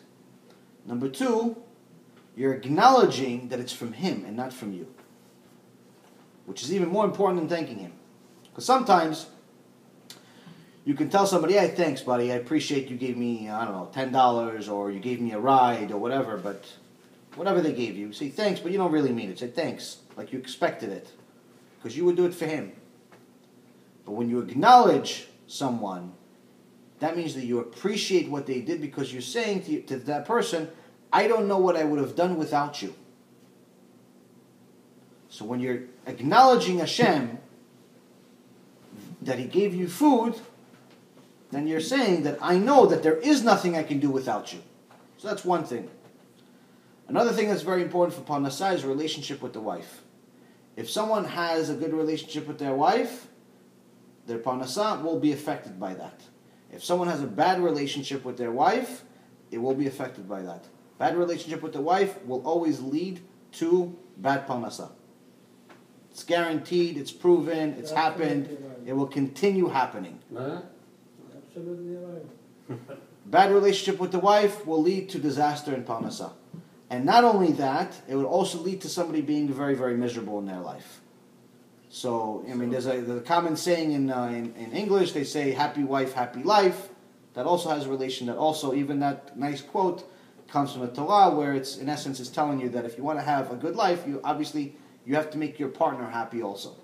But as far as men, that's generally in our society are the ones that are responsible for parnasah, for the most part, we have to make sure that we realize that our life is not just to make money. Our life has several different parts of it. Money and parnasah is just a small, small part of our life. It's 5%, it's 2%, it's 1%. It's definitely not 50% or 100%. So when we have to spend time with our wives, when we have to develop a relationship with them, we take care of the kids, live our life, we have to realize if we want our business to succeed, that has to be taken care of even more than the job. Your question? First I have to get married, then... Be'ezrat Hashem. It's fine. אני ואתה פתוחים. The other thing is that most men and women would not generally think of it's related, but it is related. It's not my words. This is Torah. Again, I try to refrain from giving you my opinion unless I tell you it's my opinion. Is the Tzniut of the woman, the modesty of the woman. A woman that's modest will help her husband succeed in business and have parnasah. A woman that's not tznuah, a woman that's not modest, will help her husband struggle more at work. Even if he succeeds, he will not feel like he succeeds. And in general, many of the disasters that happen to women, to businesses and parnasah, part of that reason is what's happening with women's modesty. Why? Because Hashem is telling you that you have a responsibility. You have a responsibility to take care of your home. You have a responsibility to make sure that your family is in order. As a husband, you're the leader of the family. You have to make sure that everything is in place. You have to make sure that Torah is in place. The wife is obviously doing what she needs to do by raising the kids in a good way. Even if she works, she has that responsibility. Your work is honest, and so on. When one of those parts doesn't work, then different pieces fail. When the woman is not modest, it's not like a man that's not modest. If I go around, chas v'chalila, but let's say if I go around and I walk around naked in the middle of the street. מה זה modest? Modest, it's tzniut. If I walk around and I walk around naked, any woman that looks at me will think I'm crazy and call the cops. Very simple. Any man, not just me. If you have the Mr. Universe walk around naked in the middle of the street, people will call the cops and get him arrested. San Francisco. Unfortunately, the modern Zdom. But if a woman does that, all you will get is pictures and admiration and, unfortunately, many, many other disasters. And car accidents. So a woman, obviously, is something much more significant. Her beauty is much more significant than a man's beauty. Even if the guy is gorgeous, it's irrelevant. Very few people will ever notice him. So when a woman walks around not modest, it's not about her and her view of whether she's modest or not. Because most women would tell you, listen, I don't walk around. I'm not looking for another guy. And I'm already married. I have kids. I'm 50 years old. I'm 60 years old. I'm 20 years old. Whatever age they are. What difference does it make how I walk around? I'm not looking for anyone. I'm not going to make any sins. It's not about the sins that she's making. It's about the sins that everyone that sees her is making as a result of seeing her that way. Part of those sins will have nothing to do with her. Meaning that a person that looks at her, he's not going to go up to her. But he's going to think of her at the most inappropriate times. even if he looks at her for only 5-10 seconds. When he's in prayer, those are usually the times where those bad thoughts come up. He's praying to Hashem, he's going to think about some woman. Why? Because that's what the Yetzer Hara does. Remember, I told you guys an hour ago, Yetzer Hara is smarter than every human being put together. When is he going to give a man bad thoughts? During prayer. When you put in tefillin, he's going to think about that woman. When he's about to do anything, even with his own wife, he wants to spend time with his wife, even intimate time, he's going to think about that woman.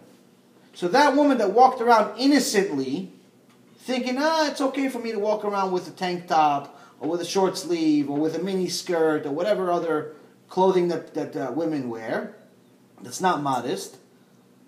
Unfortunately, she thinks that she's walking around innocently, but in reality, she is machtiat harabim. She is making the public sin. And the amount of sins that a woman can make just walking one street block, is more sins than most people can make in a lifetime. And unfortunately, unlike Shabbat, unlike kosher, unlike tefillin, unlike many other mitzvot, that there is a way in essence to make up for them, you can't make up for modesty. The only way that you could even have a chance to make up for it is by becoming completely modest. So, again, a woman that thinks it's okay for her to wear short sleeves and things that, again, the Torah tells us exactly what a woman needs to look like. When she thinks that she's not doing anything that's a big deal, it really is a big deal. Why? Because she's affecting many, many other people. Those people end up suffering. That creates a lot of sadness for Hashem. And Hashem gives us not only a punishment in the next world, but this world too. One of them is our parnasah. Because he needs to punish us in a way that we know it's from him. So again, this is not an easy subject for most people to talk about, for most people to listen to, because people think very, very differently today. They think that women today, unfortunately, think that the less they wear, the more people will like them. So sometimes you will see things that are very, very strange. Women that are extremely overweight, 300, 400 pounds, like something that's out of this world, very unhealthy and not exactly pleasing to the eye or anybody's eye, but they're barely wearing any clothes. How do you explain that? What, they have different mirrors in their house than we have in our house? How do you explain that? With rollerblades. How can you possibly explain it other than the fact that human mentality today has made women think, has led to women thinking that the less they wear, the better looking they are. And that's why you see those women that even though they should never wear anything like that, are wearing that. Same thing explains why obviously the women that are better looking, that are much less weight and so on, are wearing less clothes because they're thinking also the same thing. But that explains why the women that are extremely overweight are doing that. The simple way of explanation of modesty, obviously there's a lot more details to it, but again, modesty is something that's very difficult for most people because no one wants to really change. Again, since we're learning Torah, we're learning about what's going to please Hashem, what's going to help our life. So as far as modesty is concerned, the clothes should not be tight. Women should not be wearing, I'll tell you things you shouldn't be doing and what they should be doing, and obviously everybody leave it to anyone that's watching this or here or on the internet to at least know what's expected. No one is telling you, like a lot of people have this misconception that women need to wear, black all the time, like you're going to a funeral. That's completely wrong. Even if you read every Shabbat, every time you do Kiddush, you read the song Eshet Chayil. Eshet Chayil, and you see in one of the parts it says she has she's wearing purple. So obviously Eshet Chayil is the highest level of tzadikah. So if the highest level of tzadikah is wearing purple, obviously we're allowed to wear colors. But there are certain colors we're allowed to wear, certain colors we're not allowed to wear. So for example, skin color, we're not allowed to wear. Why? Because skin color looks like the person's naked. So if a woman wears something that's skin color, she wears a dress that's skin color, she looks like she's naked. So that's, again, logical. something that completely stands out, in an extraordinary way, she should not wear out. She should not bring that much attention to herself. Clothing should generally be looser, should not be tight. The women are supposed to cover up to their elbows, so short sleeves, tank tops are no. Pants, obviously no. Should be skirts, and the skirt should be above, cover the knees when they're sitting. Why when they're sitting? Because a lot of women think that if I wear a skirt up to my knees, it's okay. Unfortunately, it's not okay, because as soon as a woman sits, the skirt goes up a little bit. It goes up at least 6 inches, and you start seeing parts of her body that you're not allowed to see. So again, if you're already doing the mitzvah, do it all the way. It's another 6 inches. It's not, or 5 inches, or 2 inches, or whatever it is. It's again, the clothing needs to be that way, and it's that's one part. The other part is obviously kisui rosh. Masechet Sotah explained that the significance of kisui rosh, and they talk about in the Gemara about how the obligation of a woman is to cover her hair. Now, why cover her hair? Because the hair is one of the most beautifying items in a woman's body. Most guys don't necessarily think that way, but if you ask people, if you have 10 guys to look at one woman or 2 women, and they both are identical twins, one is bald and one has long hair, every one of them will always pick the one that has long hair. They're not saying that the other one's ugly. They're just going to prefer that one. Even if it's an identical, because the person looks very, very different that way. So a woman that's married needs to show that only to her husband. That's why covering hair is very, very important. So much so that in the Gemara it says a story, or actually in the Torah it says a story. We're going to get up to that probably in a few weeks. Where there was one time there was a woman that didn't respect her husband, and she went and started talking to a strange man, some guy, privately. And she violated the modesty rules. What does it mean? It means that she talked to a private person in a closed room that other people didn't have access to. So you didn't really know what was going on inside. That's obviously not allowed. If she's obviously, women that conduct business can go and sit down in business meetings and things like that, but obviously there have to be in areas where other people can access that room. They can't lock the room with just one man and one woman. I don't think any man would want that either. For his wife to constantly be in one room with one man all day, all long. It's not exactly ideal for any man to live a life like that. So anyway, this woman did that. Her husband warned her to stop doing it.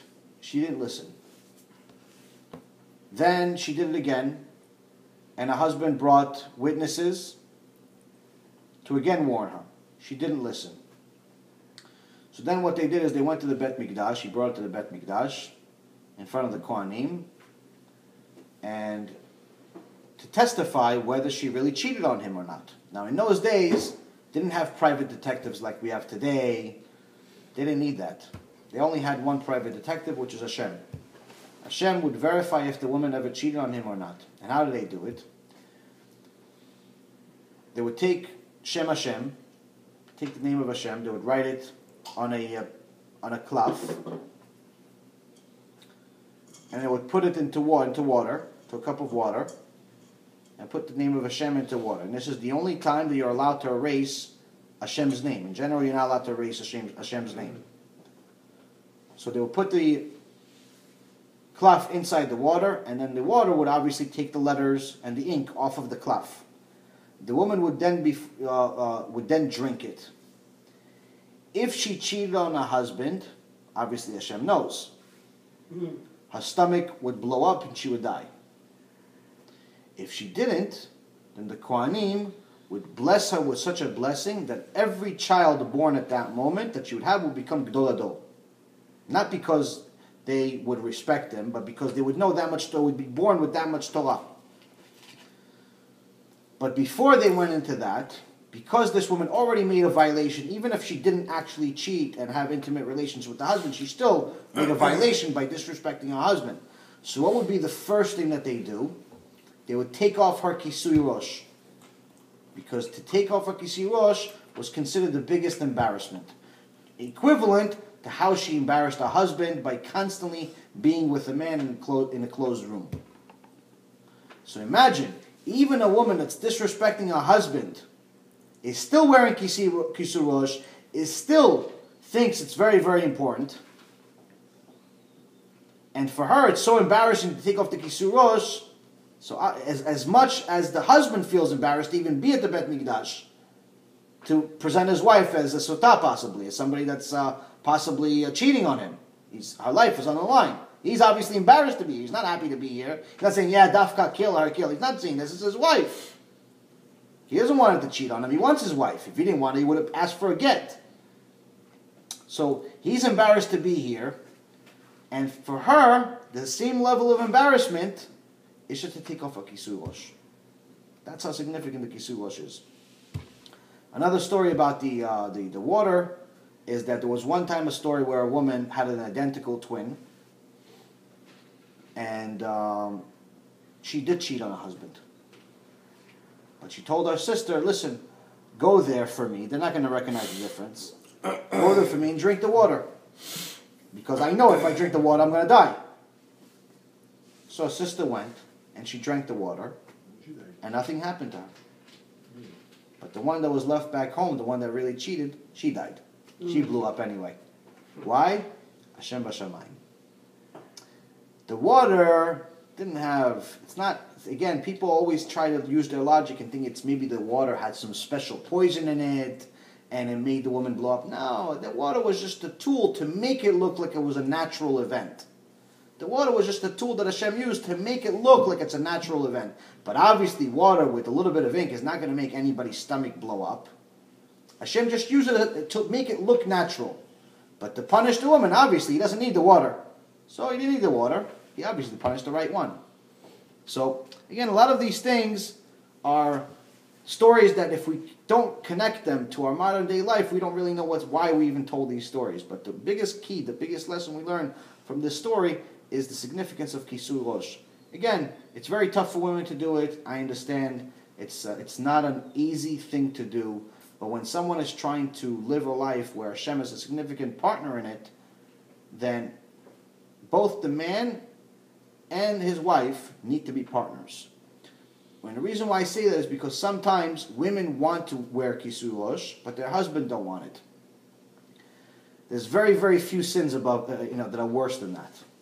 A woman that wants to wear kisui rosh and her husband doesn't let her, I don't know what kind of punishment the man's going to get for something like that, because in essence, he's really ridiculous what he's doing. And it's if the woman is already going to the extent of being willing to do it, and to do something for Kavod Hashem, and the man is stopping her from it, it couldn't be more ridiculous. It's just like sometimes women say, listen, I want to be more modest, but my husband likes that when I wear these mini skirts and this and that.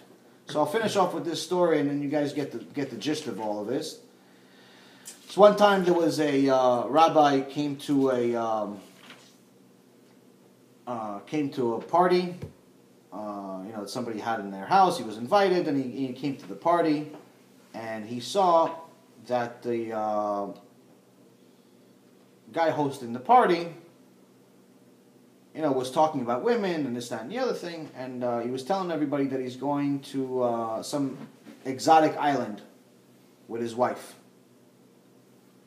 And they're going to hang out on the beach and do all of these things. And the rabbi told him, wait a minute, so you're telling me that you're one of these people that goes to the beach and your wife hangs out on the beach with a bikini? He goes, yeah, of course. What's wrong with that?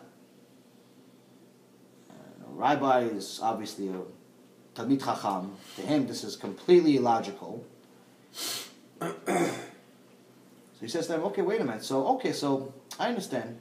So why don't you tell your wife to put on that bathing suit and come, I want to see it. Bring it here, I want to see it. The homeowner got so upset, he almost wanted to hit the rabbi. How dare you? Rasha, what kind of rabbi are you? asking my wife to come down here with a bathing suit. There's 300 people here, respectable in suits. You wanted to walk around with a bathing suit? He goes, wait a minute. So you're telling me that it's okay for her to go on the beach with 15,000 people are watching her, and who knows what they're imagining of her, half naked. But here with only a couple of hundred people, you have a problem with it? So again, sometimes if we use our logic, it doesn't, things don't make sense. But if we spend a little bit of time thinking about Hashem's logic, it makes a lot of sense. Again, none of these things in our mind are going to be easy to do. Why? Because we have the Yetzer Hara constantly fighting it. The Yetzer Hara right now is telling you, this guy is crazy, he's fanatic, he's this, he's that, don't listen to anything he says. All of these things he's going to tell you. 100%. But the only way to overcome it is with Torah. And that's the last ingredient for Parnassah that I'll finish off the night with. Someone that wants to have Parnassah has to have Torah in his life every single day, at least a little bit of time. Make some time for learning Torah, whether it's 15 minutes a day, or an hour a day, or more, whatever it is, make some time for Torah. You're guaranteed to have Parnassah, because Hashem says in Birkat HaMazon, Na ra'iti v'gam zakanti v'lo ra'it tzadik ne'ezav v'zarov v'kesh lachem. So the key here is Hashem's telling us, there's never been a time where someone that's righteous has begged for food and didn't get it. As in essence, no one has ever gone hungry. You've never heard of a tzaddik dying from hunger. If we have a little bit of Torah in our life, listen, maybe we're not going to be Chazal, maybe we're not going to be Rabbi Akiva, but we're going to do what Hashem wants. And Bezrat Hashem, all of us will live every single day doing a little bit more and more of what Hashem wants, and Hashem will give us a reward in this world and the next world. And thank you very much, guys. Amen.